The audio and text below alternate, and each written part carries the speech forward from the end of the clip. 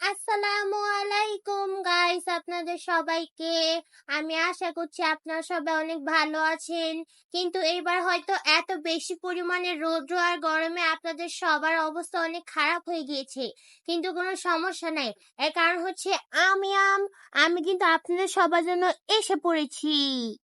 আমাকে আপনারা কিন্তু এরকম করে কেটেও মজা করে খেতে পারবেন। আমার সাথে দুধ মিশিয়ে মিল্কশেক বানিয়ে দুধ ভাত দিয়ে আমাকে মিশিয়ে খেতে পারবেন।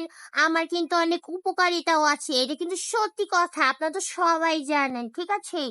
এই যে দেখেন, এখানে কিন্তু আমার আমি তো আমার জাতেরই হচ্ছে আরো ফল দিয়ে এখানে যেরকম লাচ্ছি, ম্যাঙ্গো লাচ্ছি বা মিল্কশেক বানানো হয়েছে।